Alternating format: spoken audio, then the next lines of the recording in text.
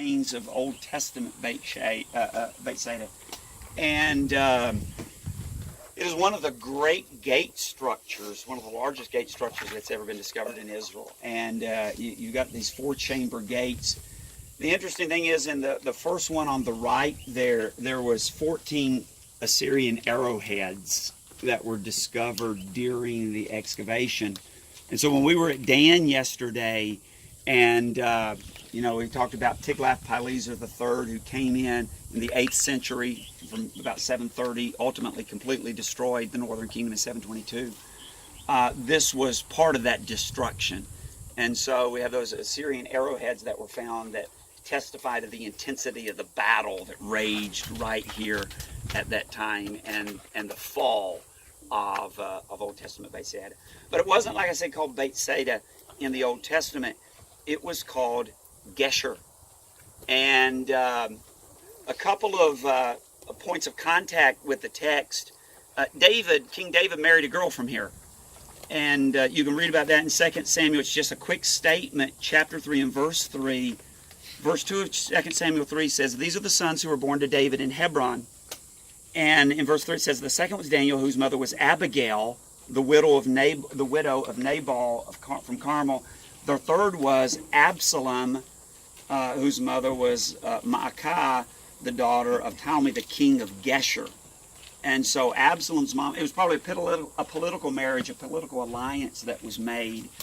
Now, this is actually kind of like 9th century gate. The gate structure that would have been, they guess, is probably just below that. When we were here and Dr. Arav was excavating, they were excavating down through there, down to find the street level of David's time. So this is a little bit after David. But also, and we won't take time to turn over there, but 2 Samuel chapter 13, and you can kind of read 13, 14, 15, 16 and all, is the account of Absalom's rebellion against Dad. Do you remember that? What do you remember about Absalom, by the way? Anything? He's most handsome of all. Yeah. If you look in one of the things that we read about Absalom is that he was. Let's see. I'll see if I can find it. I don't think I can find it, but John just said, John, see if you can find that. Oh, yeah. It's 2 Samuel chapter 14. I always think of myself, I kid you not, I always think of myself when I read this passage. I'm going to read it and you'll see what I mean. Yeah. Now, Absalom was praised as the most handsome man in all of Israel. He was flawless from head to foot. He cut his hair only once a year, and then because it was so heavy, wow.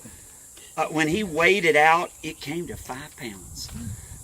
You know the pictures on those romance books, those beefcakes with the big hair, and man, I can't. What a description! He was the best looking dude in all of Israel. He was flawless from head to foot. Well, he eventually, of course, rebelled against his dad, David. And he fled here to Gesher, and he stayed here for 3 years. And then, of course, ultimately, what happened to Absalom? Do you remember? Killed. Rebellion was put down.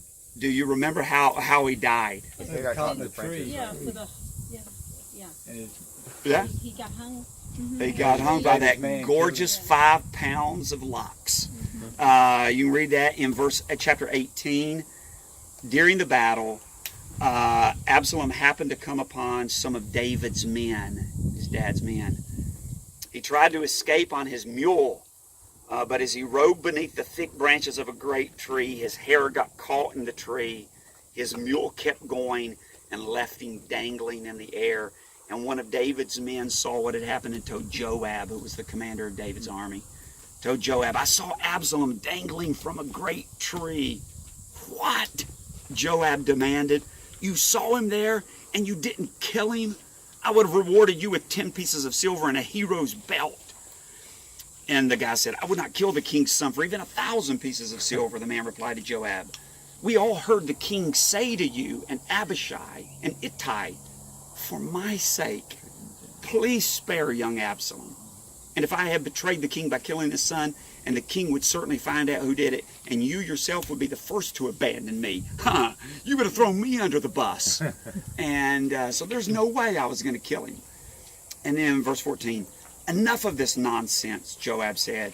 And he took 3 daggers or javelins and plunged them into Absalom's heart as he dangled still alive in the great tree. And 10 of Joab's young armor bearers then surrounded Absalom and killed him. And so the Old Testament site of Geshur is associated then, connected with Absalom. One last thing, right here, remember we saw it at Dan, we're going to see it here. This was a high place. This is a stone, a sacred pillar, and they found, as they were excavating, they found this pillar about this size, and it was broken in multiple pieces, and it had an image which probably represented the god, the patron god of Geshur at the time. And again, as travelers would come in, there were steps here, and they would come up to the steps, and there was a basin there, and the statue of the god would sit behind it, and they would make libations, but thanking that deity for a safe journey as they would go into the city. And we're reminded then of the idolatry here as well, how it had just infected the place around here. But one of the funny things, when we were with Dr. Arav that day, of course, they had, there were cars down here and all, and in the trunk, they had things we could buy. They were selling souvenirs. I mean, again, they had signs telling people to stay out, but, so we were their only customers. And we bought T-shirts. A bunch of us bought T-shirts.